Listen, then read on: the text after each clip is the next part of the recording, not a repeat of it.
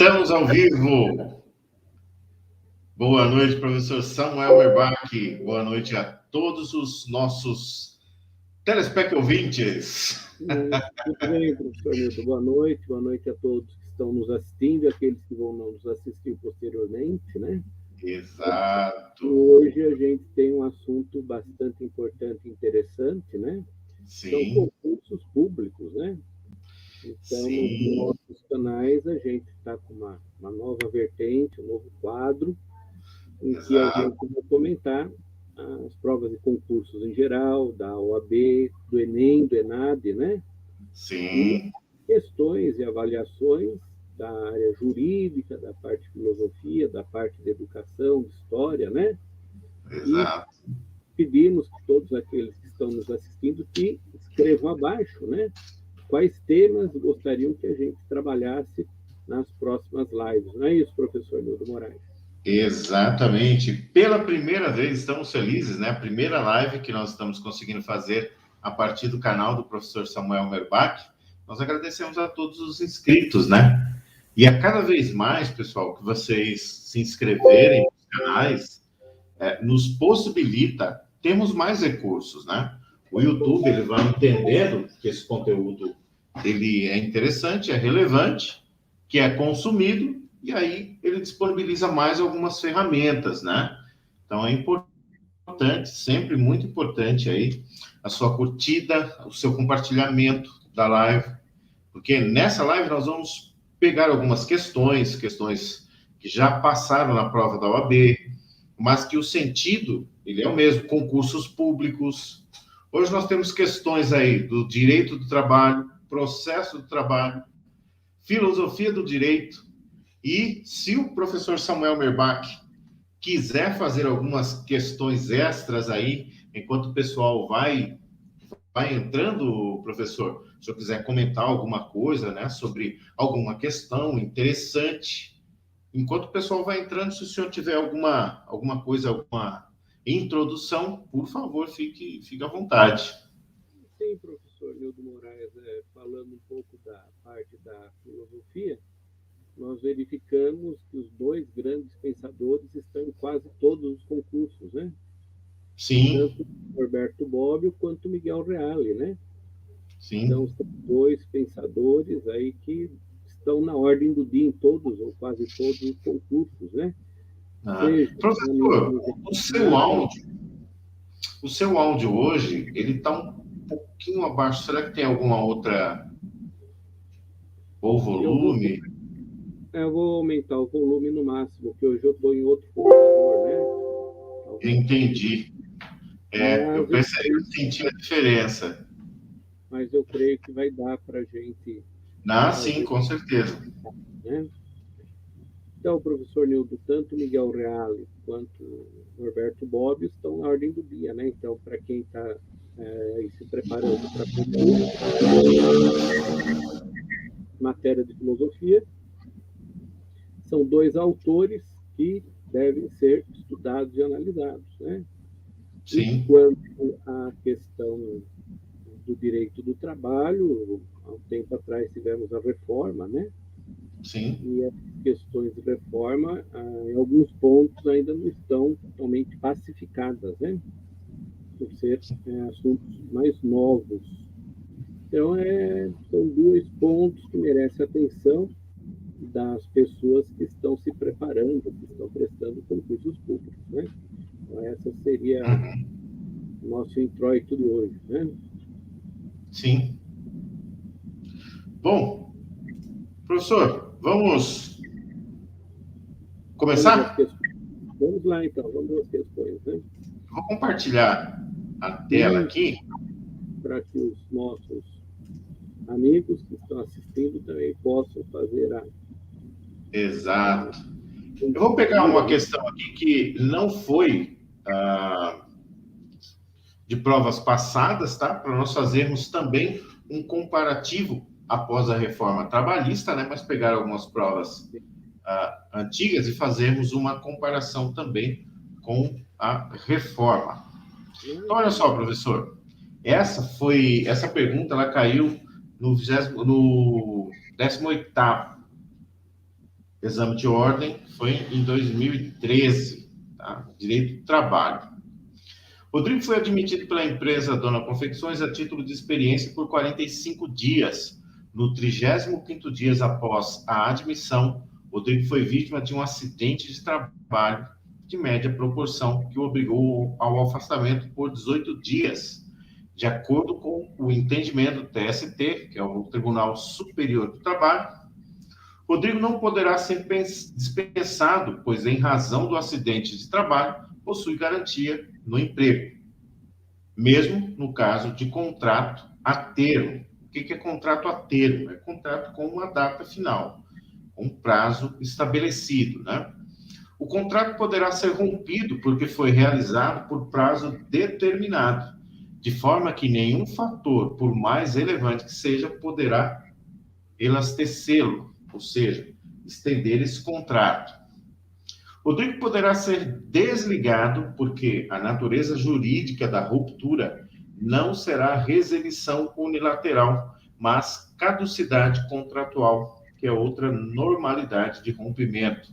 E a D, Rodrigo não pode ter o contrato rompido no termo final, pois em razão do acidente de trabalho sofrido, terá garantia do emprego até 5 meses após o retorno, conforme lei previdenciária.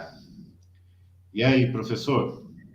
Contrato de trabalho, mesmo que ele seja pré-estabelecido uma data, né? Ou acidente de trabalho, sendo superior ao afastamento, vou dar algumas bases, depois o professor complementa aí. Mesmo sendo posterior, dentro do contrato de trabalho, mas sendo um período superior a 15 dias de afastamento, a legislação ela estabelece que até o 15º dia é de responsabilidade do empregador o pagamento. A partir do 16º dia, ele tem a possibilidade de ingressar com um pedido de benefício junto ao INSS. Então, vou ler novamente. Ele não pode ser dispensado, pois, em razão do acidente de trabalho, possui garantia no emprego, mesmo no caso de contrato a termo. O contrato poderá ser rompido porque foi realizado por prazo determinado. Rodrigo não poderá ser dispensado porque a natureza jurídica da ruptura não será resilição unilateral, mas caducidade. E Rodrigo não pode ter o contrato rompido no termo final, pois, em razão do acidente de trabalho sofrido, terá garantia no emprego de até 5 meses após o retorno, de acordo com a lei previdenciária. O que estabelece também aí, pessoal, a lei previdenciária? Para se ter uma estabilidade, exige-se pelo menos um afastamento superior ou equivalente a 180 dias, tá? Então, baseado nessas questões, professor, qual seria a alternativa correta? Bom, então é essa prova do OAB de 2013, né? Seguindo aqui o que é pedido pelo enunciado, a alternativa correta seria a alternativa A, né? Conforme você já expôs, né? O empregado admitido por contrato por prazo determinado, ele tem a estabilidade provisória, né? Exato. A súmula 378 do TST, que foi alterada em 2012, né? Exato. O empregado ficou afastado por 18 dias, o que lhe confere estabilidade, né? Recebeu auxílio-doença acidentário a partir do 16º dia, né? Exato. Então, dessa maneira, né, levando em consideração o fato da OAB de 2013, né, a resposta correta é a letra A, né? Conforme Perfeito. você mencionou anteriormente, né? Também a lei 8213 de 91, professor, o afastamento como ele é, né, superior a 15 dias. Opa, voltou a tela? Voltou. Fernando Oliveira, boa noite. Seja muito bem-vindo aí. A esposa do Fernando, salvo engano, se foi o Fernando ali de Jarinu, só tem o nome aqui, a esposa dele faz direito ou concluiu direito já também, né, Fernando? Se for esse Fernando, pode responder aí. Então, professor, só para nós finalizarmos aqui, por que as respostas a resposta A está correta porque as demais estão erradas, né? O contrato poderá ser rompido porque foi realizado por prazo determinado? Não, a lei estabelece que mesmo sendo contrato a termo, acontecendo qualquer tipo de acidente de trabalho, ele poderá solicitar o benefício. Ele poderá ser dispensado porque a natureza jurídica da ruptura não será resilição, ou seja, a resolução do contrato, uma rescisão mais caducidade. Professor, qual a diferença entre caducidade e resilição? Nós nem conversamos sobre essa parte aqui, mas vamos... O que é caducar? Nós ouvimos muito esse termo em relação às dívidas. Minhas dívidas caducaram depois de 5 anos. Muitas vezes esse termo ele tem uma conotação mais popular, né? Uhum. Mas o termo correto muitas vezes é prescrição ou decadência, né? Sim. Isso. Para a gente explicar prescrição e decadência, precisaria de um tempo maior, né? Mas em termos mais sintéticos, né, se referem a prazos, né? Exato. Você, por exemplo, ingressar com a ação. Então, por exemplo, no direito do trabalho, a partir do momento em que o sujeito deixa o emprego, ele tem 2 anos, a partir dessa data, para ingressar com a ação, né? Sim. Caso ele perca o prazo está prescrito, ele perde o direito de ação. Tá? Então, essa seria, falar assim... Perfeito. São os artigos do artigo 189 até o 206 do Código Civil, que eu creio que será a próxima live, próximo tema, né, da resolução de questões, será o direito civil, certo, professor? Sim, né, podemos trabalhar o direito civil, o processo civil e outras áreas também, né? Perfeito. Então, perfeito aí. Resposta A. A, né? Terá estabilidade. Agora, a segunda pergunta aqui, professor. A empresa Gomes Sardinha Móveis Limitados é procurada por um jovem portador de deficiência que tem 30 anos e deseja ser contratado como aprendiz de marceneiro. A empresa tem dúvidas sobre a possibilidade legal dessa contratação e, a partir do caso relatado, assinale a afirmativa correta. Não se aplica a idade máxima ao aprendiz portador de deficiência, de modo que a contratação é possível. Ou seja, está dizendo nesse caso aqui que não existe um limite, né, para a contratação de deficiência. A idade máxima do aprendiz é de 24 anos, não havendo exceção, pelo que não é possível a contratação. Havendo autorização da Superintendência Regional do Trabalho, o jovem poderá ser contratado como aprendiz, haja vista sua situação especial. E a letra D, não existe idade máxima para a contratação de aprendizes, daí porque, em qualquer hipótese, a admissão é possível. Professor Samuel Merbach. A resposta, né, levando em consideração o ano de 2013, né, o portador de deficiência, ele não tem limite de idade, né? Não é isso? Sim. Sim, não tem como você falar a idade máxima de 24 anos do sujeito contratado na qualidade de aprendiz, né? Perfeito. Na questão 2, a resposta correta seria a letra A, né? Levando em consideração a prova ser realizada em 2013, né? Sim, sim. Nós depois vamos fazer uma comparação, claro, com após a reforma trabalhista. Porém, esses artigos, eles não foram alterados, tá? Que é o artigo 428 aí, o inciso 5º. Parágrafo 5º, né? Isso. Exato. Então, correto. Professor, esse Fernando que está nos assistindo aqui, muito obrigado, Fernando, é seu primo. E ele é daqui de onde eu moro, aqui em Campo Limpo, né? Sim, da região, né? Legal, obrigado, viu, Fernando? Obrigado pela presença, né? Terceira questão. Paulo, motorista de ônibus, mantém contrato de trabalho com a empresa Transporte Seguro S.A., no qual há estipulação escrita de que o motorista envolvido em acidente de trânsito será descontado pelas avarias e prejuízos causados. Em um dia comum, Paulo ultrapassou o sinal vermelho e colidiu com o veículo que vinha do outro lado do cruzamento. Não houve vítimas, mas os veículos ficaram impedidos de trafegar em razão das avarias e o coletivo foi multado por avanço de sinal. A empresa entendeu por bem descontar do salário de Paulo o conserto do ônibus, bem como as despesas do conserto do passeio. Diante disso, assinale a alternativa correta. A empresa agiu de forma incorreta, pois não podia descontar nada de Paulo, dado o princípio da intangibilidade salarial. B.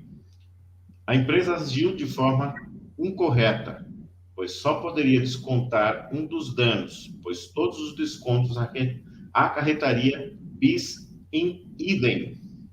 Depois eu explico o que é bis in idem, tá? Isso é um termo do direito tributário. A empresa agiu corretamente, pois Paulo agiu com culpa e havia previsão contratual para tanto. E a letra D, a empresa agiu de forma incorreta, pois não houve dolo por parte do empregado e é dela o risco do negócio, logo, o desconto é descabido. E aí, mestre? Bom, aí, né, a gente verifica que a correta seria a letra C, né? O desconto é possível, né? Porque a CLT ela previa a possibilidade de desconto em caso de culpa, né? Desde que anteriormente houvesse algum tipo de acordo entre as partes, né? Perfeito. Então, é isso que melhor se enquadra ao enunciado da questão, né? O Paulo, ele teve a culpa, né? E diante dessa culpa ainda havia um contrato estipulando esse tipo de desconto, né? Então, mediante o dispositivo legal, a alternativa correta seria a letra C, né? Perfeito. Professor, fazer um esclarecimento aqui do que seria bis in idem e bitributação. A bitributação, ela é semelhante ao bis in idem. Porém, ela é vedada, ela é defesa perante a Constituição Federal. O que é a bitributação? Aqui em Campo Limpo, o Fernando sabe que, por exemplo, a prefeitura determinou que todas as áreas rurais se tornassem áreas urbanas, passando de cobrança do ITR, que é o Imposto Federal, Imposto de Terras Rurais, para o IPTU, Imposto sobre Patrimônio e Terras Urbanas. O IPTU é de competência municipal e o ITR é de competência federal. A bitributação é quando um desses entes, ou a União, invade a competência do município, ou o inverso. Isso é bitributação. Você foi tributado pelo Estado, pelo município, ou pelo Estado e pela União, ou no caso do ITR, nesse caso aqui, pela União e pelo município. Não pode. E o que é o bis in idem? O bis in idem é quando o mesmo ente tributa você em taxas diferentes. Por exemplo, a taxa de funcionamento de um estabelecimento e a taxa de lixo. Por exemplo, no caso da União, quando ela tributa a empresas do lucro presumido, na mesma receita, PIS e da COFINS. Está certo, professor?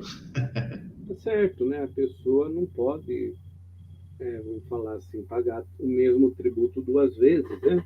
Ou sofrer duas penalidades do mesmo fato, né? Sim. Exatamente isso, né?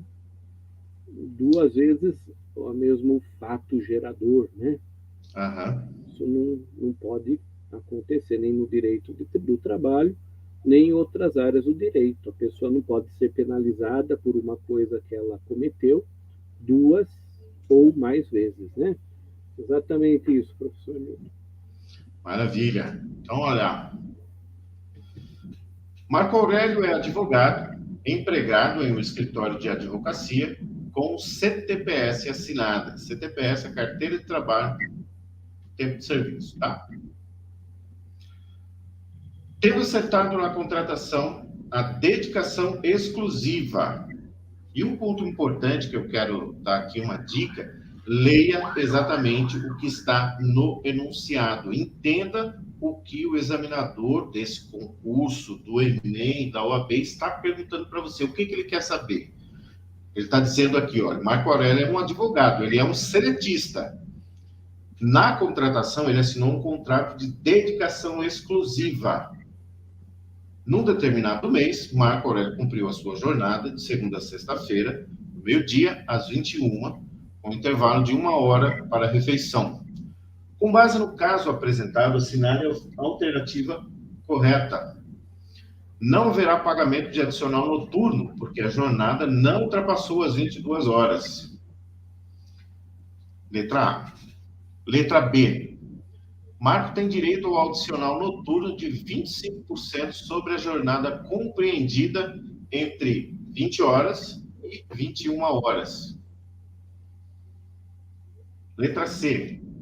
Marco tem direito à hora extra, sendo assim reputadas as que ultrapassam a 4ª hora diária com acréscimo de 50%.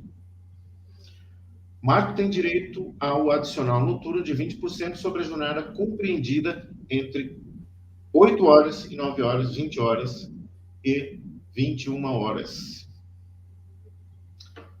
E aí? Bom, então aí analisando a questão, né?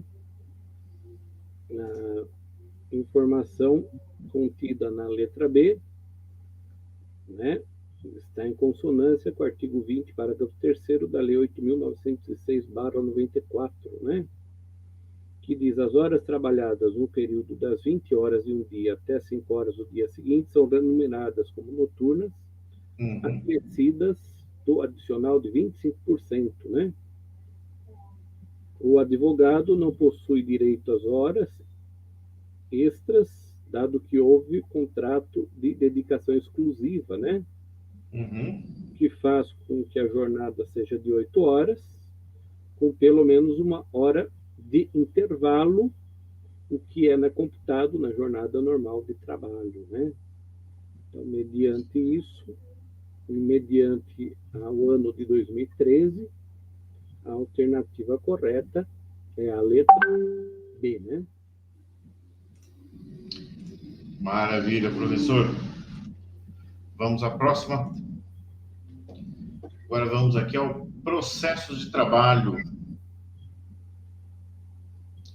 Pessoal, um determinado trabalhador ajuizou uma reclamação trabalhista e, na data designada, faltou injustificadamente à audiência. Seu advogado requereu o desentranhamento dos documentos, no que foi atendido. 2 meses depois, apresentou a mesma reclamação, mas, posteriormente, resolve desistir dela em mesa de audiência, o que foi homologado pelo magistrado, sendo extinto o processo sem resolução do mérito. Caso queira ajuizar uma nova ação, o trabalhador, letra A, Terá de aguardar o prazo de 6 meses, pois contra ele será aplicada a pena de perempção. Letra B. Poderá ajuizar a nova ação de imediato, contanto que pague o valor da multa que será arbitrada pelo juiz. Letra C. Não precisará aguardar nenhum prazo para ajuizar nova ação. Letra D. Deverá aguardar 6 meses para ajuizar a ação contra aquele empregador, mas não para outros que porventura venha a ter. E aí, professor? Bom, analisando, né, com base em 2013, né, a alternativa correta é a letra C, né? Porque mediante aquilo que foi exposto, se entende que não há qualquer impedimento ao ajuizamento da reclamação trabalhista, pois não houve a perempção, né? Ao faltar de forma injustificada a primeira audiência, o processo foi arquivado, podendo haver o ajuizamento posterior. Após, houve pedido de desistência, que gera a extinção sem resolução do mérito, ou seja, o juiz não adentrou o mérito, né? Assim, terá o trabalhador ajuizar novamente a reclamação, né? A lei não prevê qualquer multa ser aplicada e paga na hipótese, né? A questão não menciona, mas a extinção do processo por culpa do reclamante gera a condenação ao pagamento de custas processuais, né? Perfeito, professor. E que a gente tem que se ater somente àquilo que está escrito, né, na questão. Sim, no enunciado, né? Enunciado, exatamente. Né? Então vamos lá, mais um aí do processo de trabalho. Após trabalhar como empregado durante 6 meses, Paulo ajuizou reclamação trabalhista em face da sua ex-empregadora, a empresa Alfabeta Limitada, pretendendo horas extras, nulidade do pedido de demissão por coação, além de adicional de insalubridade. Na primeira audiência, o feito foi contestado, legando a réu o trabalho extraordinário, a coação e a atividade insalubre. Foram juntadas controles de pontos e a carta de próprio punho de Paulo pedindo demissão. Documentos esses que foram impugnados pelo autor. Não foi produzida a prova técnica, perícia, né, para a audiência de prosseguimento. As partes estavam intimadas pessoalmente para depoimentos pessoais, sob pena de confissão, mas não compareceram, estando presentes apenas os advogados. Declarando as partes que não têm outras provas a produzir, o juiz encerrou a fase de instrução, seguindo o processo concluso para a sentença. Com base nessas considerações, analise a distribuição do ônus da prova e assinale a alternativa correta. Antes de nós partirmos, o que estava acontecendo aqui? Ó? O empregado trabalhou durante 6 meses e ele ajuizou, né, uma reclamação trabalhista. O que ele estava pedindo? Horas extras, nulidade do pedido de demissão por coação, ou seja, ele está alegando que a empregadora coagiu ele a pedir demissão e também está pedindo um adicional de insalubridade. Na primeira audiência, o feito foi contestado, negando a ré o trabalho extraordinário, a coação e a atividade insalubre, o juntado controle de pontos e a carta de Paulo de próprio punho, né, o que ele nega, ele impugnou. Tá? E aí, com base nessas informações, só estavam presentes nesse dia os advogados. Então, com base nessas considerações, analise a distribuição do ônus da prova. O que seria o ônus da prova? Quem tem a incumbência de provar o pedido, ou o pedido, no caso do autor, ou a contestação, no caso da ré. Então, vamos lá. Letra A. A ausência das partes gera confissão ficta recíproca, ou seja, é um caso que eu particularmente nunca vi acontecer, devendo ser aplicada a regra para que os fatos constitutivos cabe o ônus da prova ao autor e para os extintivos, modificados e impeditivos, o ônus será do réu. Assim, todos os pedidos deverão ser julgados improcedentes. Letra B. Não há confissão em razão da presença dos advogados, mas não havendo outras provas, os pedidos deverão ser julgados improcedentes. Em razão da confissão, letra C, presume-se verdadeiros os fatos alegados, tal aliado ao princípio da proteção ao hipossuficiente. O que é hipossuficiente? Hipossuficiente e hipersuficiente. O que é hiper? É o hipermaster, plaga, power. Então, hipossuficiente é o que tem menos condições. A proteção ao hipossuficiente leva à presunção de que o Paulo foi coagido a pedir demissão, trabalhava extraordinariamente e faz jus ao adicional de insalubridade. Logo, os pedidos procedem. E letra D, em razão da confissão, os pedidos de horas extras e nulidades do pedido de demissão procedem. Porém, improcede o de adicional de insalubridade, pois necessária a prova pericial para configurar o grau de insalubridade. Logo, este pleito improcede. O senhor já viu um caso como esse, professor? Em que autor... Nunca vi, nem teoricamente, né? Teoricamente também não é uma questão muito comum, né? Sim. Mas por ser uma coisa comum, o que é interessante é a gente fazer análise, né? Por quê? Porque muitas vezes quem está bem preparado no concurso, as questões comuns ele acerta todas, né? O que vai diferenciar, né, a classificação é acertar aquelas questões que a maior parte das pessoas erram, né? Ou seja, estão em comum. Daí, então, a importância, né, da gente trabalhar e analisar essa questão. É isso? Perfeito. Então, olha só, então, mediante tudo que foi exposto, a alternativa que melhor se adequa ao enunciado seria A, né? Então, naquilo que se refere ao ônus da prova, entende-se, em decorrência da confissão aplicada aos dois, né? Os fatos constitutivos passam a ser o ônus do autor e os impeditivos ou modificativos e extintivos do réu, né? Então, nessa questão, certamente os examinadores entenderam pela confissão ficta recíproca, né? Em outras palavras, autor e réu pela improcedência de todos os pedidos, já que os fatos constitutivos do autor não foram provados. Não é isso? Perfeito. Embora se tenha entendimento em sentido contrário, né? A doutrina, ela, muitas vezes, ela não é pacífica, né? É isso? Perfeito, professor. Tem aqueles que entendem de maneira contrária, e eles dizem o seguinte, né? Não podemos entender que todos os pedidos devem ser julgados improcedentes, dado que, como há pedido de condenação ao pagamento de adicional de insalubridade, há necessidade da produção de prova técnica, né? O que poderia culminar com o julgamento de procedência do pedido, caso constatada a existência de agente insalubre, né?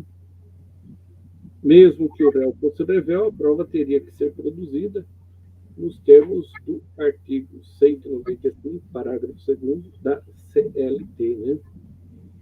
Tá? Então, é uma questão que se tem também entendimento em contrário, né? Então, outras coisas que são interessantes é saber, por exemplo, a diferença entre insalubridade e periculosidade, né? Insalubre é quando a gente trabalha em condição nociva à saúde, né? Exposto a material reagente. Ele trabalha a temperatura elevada, a temperatura baixa, né? Trabalha em hospitais, ele trabalha com o técnico de raio-x, então, pode afetar a saúde do sujeito, né? Ao passo que a periculosidade é perigo, o sujeito vir a morrer, né? Quem trabalha, por exemplo, com alta tensão, quem trabalha em fábrica de explosivos, de armamentos, né? eles exercem atividades perigosas, né? A gente pode confundir salubridade com periculosidade, sendo que no Brasil esses adicionais não se acumulam, ou seja, você recebe um ou você recebe outro, né? Então, só um complemento aí doutrinário a essa questão, né? Sendo que a gente tem que se ater, que a gente está trabalhando, questão de 2013, logo o ordenamento também de 2013, né? Perfeito. Mas mesmo assim, mestre, o que, por exemplo, influenciaria, no caso, do trabalho exposto ou à insalubridade ou periculosidade? Anteriormente, chamava-se SB40, que é o perfil profissiográfico. Isso é levado em consideração para a aposentadoria, quando tinha aposentadoria especial. De acordo com a reforma previdenciária, não existe mais. Tá? Todas as aposentadorias hoje são por idade, salvo em alguns casos muito específicos, mas as aposentadorias hoje é por idade. Perfeito? Perfeito, é importante, né, essas atualizações, né? Com certeza. Professor, a última aqui de processo trabalho, e aí nós vamos passar para filosofia do direito. A questão, então, né? Essa aqui é a pergunta número 4, professor. Vamos ela, então. Então, deixa eu ler aqui, ó. Tendo em vista a proximidade de realização de grande evento na área de esportes, a cidade de Tribobó do Oeste, uma cidade muito famosa essa daí, decidiu reformar seu estádio de futebol. Para tanto, após licitação, contratou a empresa Alfa Limitada para executar a reforma no prazo de 1 ano, faltando 2 meses para a conclusão da obra e a realização do mega evento. Os operários entraram em greve, paralisando trabalhos integralmente. Diante desses fatos, assinale a afirmativa que se coaduna com a legitimidade ativa para a instauração do dissídio coletivo. Aqui, ele misturou um pouco aqui, né, a parte de contratação de um ente público com a iniciativa privada, e misturando aí também o direito de greve e o dissídio coletivo. Então, vamos lá.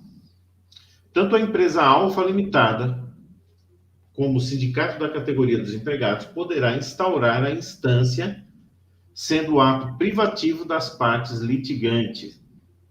Letra B. Apenas o sindicato dos empregados poderá requerer a instauração do dissídio coletivo, já que se trata do sujeito ativo no caso de greve, sendo a empresa Alfa ré no processo. Por haver interesse público, no caso da prefeitura, né, a legitimidade ativa é exclusiva da empresa e do sindicato, bem como do Ministério Público do Trabalho, em caráter excepcional. E a letra D, o dissídio poderá ser instaurado pelas partes por representação escrita do presidente do tribunal, bem como por iniciativa do próprio presidente e ainda por requerimento do Ministério do Trabalho. Aqui é necessário ter um pouco de conhecimento do direito administrativo, do direito coletivo e do direito individual. Mestre Samuel. Bom, a análise da questão que melhor se enquadra aquilo que é solicitado no enunciado seria a letra D, né? Olha só, porque o dissídio ele pode ser instaurado de 3 formas. Pode ser instaurado pelas partes, por representação escrita ao presidente do Tribunal do Trabalho, né? Por iniciativa do próprio presidente. Nesse caso, o examinador entendeu que se tratava da instauração de instância de ofício pelo presidente do tribunal, né? O que foi recepcionado pela Constituição Federal de 88, né?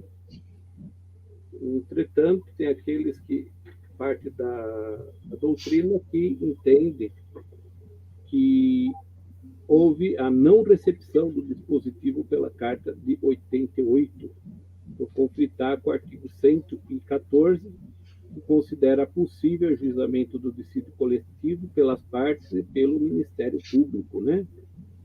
Apesar desse entendimento, o examinador da época, né, entendeu que o artigo 856 da CLT estava em plena vigência, né? Então, esse foi o entendimento da banca nesse momento, né? E também o requerimento do Ministério Público do Trabalho. O dissídio coletivo pode ser iniciado por requerimento do Ministério Público do Trabalho, na hipótese do parágrafo 3º, artigo 114 da Constituição Federal de 88, que trata de greve em serviços essenciais, né? Com possibilidade de lesionar os interesses da coletividade. Então, nessa época, o examinador considerou, na hipótese que o Ministério Público do Trabalho poderia requerer a instauração do dissídio, apesar da situação narrada, né? Perfeito. Uma atividade essencial que traga lesão à coletividade. A banca teve entendimento nesse sentido, na época, né? Razão pela qual deve ser considerado que o Ministério Público do Trabalho pode sempre requerer a instauração do dissídio nas hipóteses de greve, né? Houve greve, segundo a questão, o Ministério Público do Trabalho tem legitimidade para o dissídio coletivo, né? Então, é esse o entendimento que a banca teve nessa questão, né? Perfeito, mestre. Então, até agora nós vimos aí 4 questões de direito do trabalho e 3 questões de processo do trabalho. Agora nós vamos entrar aqui em 2 questões do direito, da filosofia do direito, professor. Essas perguntas, elas foram já do penúltimo, né? Ah, sim. 32º exame da ordem. Esses caíram no exame da ordem no 32º. Esses aí já são mais recentes. E nós próximos nós vamos fazer uma comparação, apesar dessas perguntas, desses artigos, eles não serem alterados pela reforma trabalhista. Então, as perguntas, elas, apesar de terem caído, elas não sofreram. Hoje, elas seriam da mesma forma respondidas. Tá, pessoal? Então, primeira pergunta, professor, fala sobre Norberto Bobbio. O senhor já ouviu falar desse escritor? Norberto Bobbio, inclusive, nós temos uma live nossa, né? A teoria geracional dos direitos do homem no entendimento de Norberto Bobbio, né? Então, quem estiver assistindo aí posteriormente, procure aí, tá? Onde nós falamos aí sobre a geração dos direitos humanos, falamos sobre Norberto Bobbio. O professor Samuel tem alguns livros baseados, né? Eu também tenho que trata da teoria política de Norberto Bobbio, que é o socialismo liberal na filosofia de Norberto Bobbio, né? E é da editora Paco de Jundiaí. Os colegas que quiserem se aprofundar no estudo de Norberto Bobbio poderão adquirir o livro no site da Estante Virtual, tem os livros, né? E também no site da editora Paco de Jundiaí, né? É um livro bastante interessante, que trata dos maiores juristas contemporâneos do direito e também da filosofia do direito, né? Então, vamos à questão, professor Nildo. Vamos lá. Então, né? Então, olha só. Norberto Bobbio, em seu livro O Positivismo Jurídico, Lições de Filosofia do Direito, afirma que o positivismo jurídico é uma teoria na medida em que se propõe a descrever o direito, mas que também pode ser uma ideologia na medida em que se propõe a ser, de certo modo, de querer o direito. Eu acho importante, professor, depois você fazer aí mais uma vez, já falamos disso, mas sempre quando repetimos, né, isso vai gravando na cabeça das pessoas. O que é o direito positivo e o direito natural, né? Sim, Assinar a opção que, segundo Bobbio, no livro em referência, expressa essa suposta ideologia do positivismo jurídico, denominado por ele de positivismo ético. Letra A. A ética como fundamento moral para a autoridade competente propor e aprovar a lei. Letra B. A lei só é válida se for moralmente aceitável por parte da maioria da população. Bom, vou deixar para o professor Ian só fazer um comentário sobre essa linha B aqui. Letra C. A lei deve ser obedecida apenas na medida em que se revelar socialmente útil. E a letra D. O devedor absoluto ou incondicional de obedecer à lei enquanto tal. O dever absoluto ou incondicional de obedecer à lei enquanto tal. Então, o que ele está perguntando? Aonde aqui nessas questões ele descreve que o positivismo jurídico ele pode ser levado em consideração, né, como uma ideologia ou como querer o direito.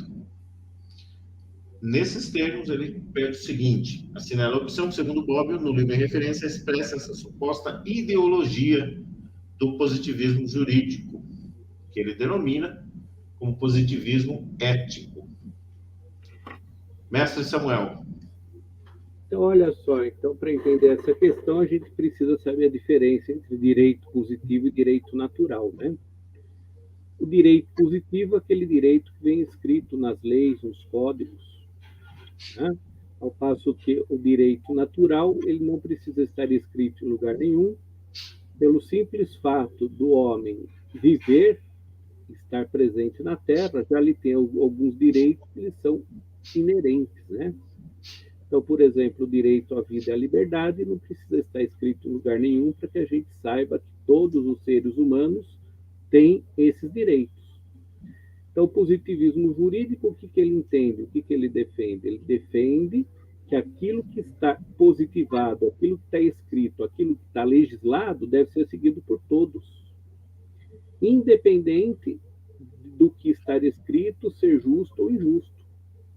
A partir do momento em que uma norma jurídica ela está presente, ela é válida, ela tem que ser seguida por todos, mesmo que a gente venha a não concordar com o seu conteúdo. Não é isso? Perfeito. Mediante isso, né, a questão exige um pouco da leitura do livro Positivismo Jurídico, do Norberto Bobbio, não é isso? Então, no livro, Bobbio afirma que o positivismo é uma teoria na medida em que se propõe a descrever o direito, mas também é uma ideologia, isso que propõe, de uma certa maneira, a querer o direito. Dessa maneira, enquanto ideologia, o positivismo expressa o dever absoluto ou incondicional de obedecer à lei enquanto tal. Então, concordemos ou não, seja a lei justa ou injusta no entendimento das pessoas, a partir do momento em que a norma jurídica é válida, todos têm o dever de segui-la, né? Agora, uma letra correta seria a letra D. Letra D. Agora, vamos falar um pouquinho aqui por que essas outras, porque tem fundamentos muito importantes aqui, professor, nessas outras alternativas. Veja bem, a lei deve ser obedecida apenas na medida em que se revelar socialmente útil. A B e a C, elas, de certa forma, elas dão uma folga para que alguém obedeça ou não obedeça, podendo dar uma interpretação de desobediência civil aqui, né? Se, vamos dizer assim. Olha só, a lei, a gente entenda que ela é útil ou não, a gente entenda que ela é justa ou não, a partir do momento que a gente está defendendo uma teoria positivista, né, a lei válida ela é de cumprimento absoluto para todas as pessoas que se quadram num determinado território. Logo, né, a letra correta seria a letra D. Então, no ordenamento jurídico, nós podemos entender que nós temos leis que são justas e podemos entender que temos leis que são injustas, né? Mas, independentemente da nossa ponderação axiológica, né? Independentemente da nossa ponderação axiológica, a lei deve ser seguida, né? Então, a questão que melhor se enquadra é a letra D. Professor, eu tive aqui um probleminha aqui na minha... É sim, mas já voltou. Que bom, né, professor? Deixa eu compartilhar aqui novamente. Aí. Então, voltando, né, aquilo que a gente examinou, a letra correta seria a letra D, o dever absoluto e incondicional de obedecer à lei enquanto tal. Maravilha. Nada de desobediência civil. Para o positivismo jurídico, é válido e é moral aquilo que está expresso no ordenamento jurídico, né? Outras correntes filosóficas não concordam com isso. Entretanto, para o positivismo jurídico, né, a lei válida, a lei justa é aquela que está presente e é válida no ordenamento jurídico, né? Em razão disso, a alternativa correta é a letra D, né? Um outro comentário aqui nessa alternativa C, se a lei ela deve ser obedecida apenas na medida em que se revelar útil socialmente, ela é uma lei extinta, né? A partir do momento que ela não é mais útil socialmente, ela deve ser. Mas se a lei está no ordenamento jurídico, mesmo que ela não seja socialmente útil, ela é válida. Sim. Se ela é válida, ela pode ser exigida. Sim. Né? O que eu quis, talvez eu tenha colocado a lei previdenciária do sujeito se aposentar com 65 anos é uma lei justa, né? Como ela é válida e está no ordenamento jurídico, até que não venha uma outra lei que a transforme ou a revogue, ela é válida. Sim. O sujeito que eu não queira, ele só vai aposentar com 65 anos, né? É uma lei que entende-se que é injusta, porém é válida, né? Sim. E não adianta você protestar, né? Eu acho que eu não coloquei, foi exatamente como você colocou, professor, que ela deve, então, o legislativo deve revogar essa lei, uma vez que ela não está mais servindo, mas enquanto ela for válida, ela deverá ser obedecida. Exato. Vamos lá, última pergunta. Então. Miguel Reale, ao tratar do tema da validade da norma jurídica, em seu livro Lições Preliminares de Direito, fala de uma dimensão denominada por ele validade social ou ainda eficácia ou efetividade. Segundo o Reale, a eficácia seria a regra jurídica enquanto momento da conduta humana. Com base no livro em referência, assinale a opção que apresenta a ideia de eficácia ou efetividade da norma jurídica. O que eles estão perguntando aqui? O que é eficácia? Eficácia, ela pode ser colocada de forma mais simples como uma lei que resolve os problemas. Ela está estabelecida e ela tem eficácia. O que é essa eficácia? Quando ela resolve, ela está ali e resolve o problema. E a efetividade são um pouco de... seria aqui praticamente um sinônimo, né? Então, a alternativa A executoriedade compulsória, ou seja, obrigatória, de uma regra de direito por haver preenchido os requisitos essenciais à sua feitura ou elaboração. Aqui precisa conhecer um pouquinho de normas, né, da legislação. Alternativa B, obediência das normas jurídicas às determinações formais e materiais da Constituição Federal, sem o que uma norma jurídica não teria capacidade de produzir efeitos. Alternativa C, o fundamento da norma jurídica, isto é, o valor ou o fim objetivado pela regra de direito, a razão de ser da norma, pois é impossível conceder uma regra jurídica desvinculada da sua finalidade.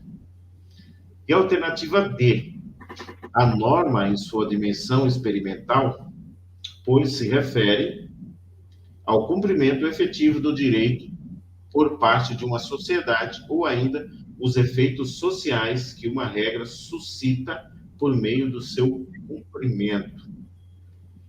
Então, professor Samuel Merbach, a ideia de eficácia ou efetividade da norma é a executoriedade compulsória dela, obrigatoriedade, né?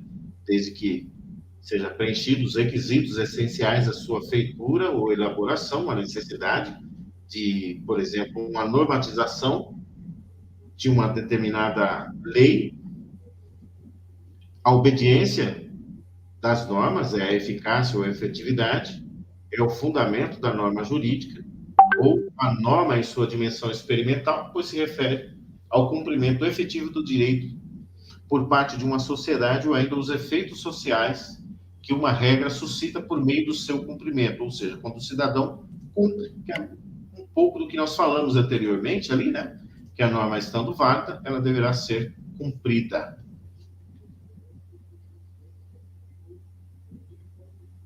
Bom, então, nessa questão, a pessoa teria que conhecer um pouco do livro, né, citado aí no enunciado, as lições preliminares de direito, né?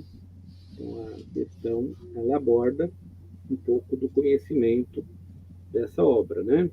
Uhum. Miguel Reale, quando ele trata da validade da norma jurídica, ele nos traz a dimensão que trata da eficácia ou efetividade da regra jurídica no momento da conduta humana, em que essa dimensão se mostra a norma em sua dimensão experimental, dado que se refere ao cumprimento efetivo do direito por parte de uma sociedade, ou ainda aos efeitos sociais que uma regra traz por meio do seu cumprimento, né? Então, aí a alternativa correta seria a letra D, né? Norma em sua dimensão experimental, pois se refere ao cumprimento efetivo do direito por parte de uma sociedade ou aos efeitos sociais que uma regra suscita por meio do seu cumprimento. Exatamente. Já lá em cima, ele fala dimensão denominada por ele de validade social, né? Uhum. De eficácia ou efetividade, né? Então, mediante está sendo solicitado, a letra D é que melhor se enquadra ao enunciado da questão proposta, né? Maravilha, então, professor. Então, respondemos aí mais uma questão de um exame de ordem mais recente, né? Exato. E, pessoal, você que vai assistir posteriormente essa live, coloque aí a sua maior dificuldade, se você vai participar de um concurso, nós vamos pegar aleatoriamente, né? Agora, se vocês quiserem algumas coisas mais específicas, aí nós dependemos aí de vocês nos indicarem um tema específico, né, professor? Exato, e nos escreva abaixo qual ramo do direito, né? Uhum. Colegas gostariam que a gente fizesse comentário. Então, por exemplo, direito administrativo, tributário, filosofia, sociologia, né? Uhum. A gente pode preparar lives específicas de um determinado assunto, de uma determinada matéria. Então, por exemplo, uma live somente de direito administrativo, né? Uma live somente de direito tributário, e assim por diante. Mas, para isso, nos escreva abaixo, colocando as suas sugestões. Isso é importante, pessoal, porque o que acontece? Nós queremos produzir aquilo que vocês querem ver, não o que especificamente nós queremos ver. O objetivo do canal é levar o conhecimento. Nós estamos falando sobre coisas que a gente gosta de debater, mas o objetivo é atender aí a demanda, determinadas demandas, né? E nós contamos aí com a indicação de todos aí sobre um tema específico. Beleza? Professor, deu certinho o tempo programado aí, estamos com uma hora e alguns segundos. Né? O tempo que é pedagogicamente correto, né? Uhum. Que as pessoas não se dispersem e continuem focadas no conteúdo registrado, né? Que é uma coisa muito boa. É importante nós procurarmos aí sempre manter, né, esse padrão de uma hora, porque depois a gente pode abrir, né, para questões, para perguntas, para outras questões, umas duas só, né, sobre esse tema abordado, né?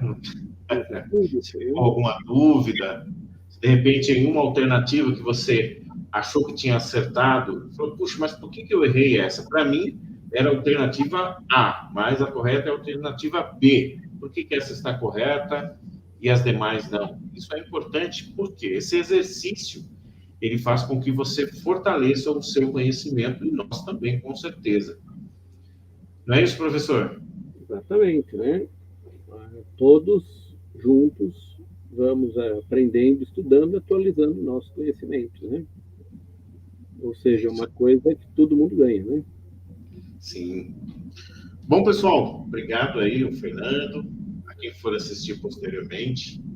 Desde já, mais uma vez, convido vocês a se inscreverem no canal, compartilhar essa live. Sempre haverão temas como esse, temas mais atuais, né, dos últimos exames, por exemplo, também dos concursos atuais, né? Tem alguns concursos aí em andamento. Vamos trazer aí algumas perguntas relacionadas a isso também, resolução de questões do Enem. E continuamos aí com as lives também de outros temas. Nós vamos fazer algumas lives sobre uma live sobre Cavaleiros Templários, outra sobre Reforma Protestante, entre outros temas também que vamos trazer aqui para vocês. Professor Samuel, mais uma vez, muito obrigado. Hoje a primeira live aqui no seu canal, é a primeira de muitas. Mas sim, com certeza, né? Vamos fazendo as lives, alternando os canais e crescendo, né? Sempre em conhecimento e também levando conhecimento e aprendendo também, né? Então, com certeza. Grande mestre, mais uma vez, obrigado. Bom descanso. Obrigado a todos que nos assistiram, que vão nos assistir, né? E não esqueça de dar um like para a gente. Obrigado a todos e até a próxima.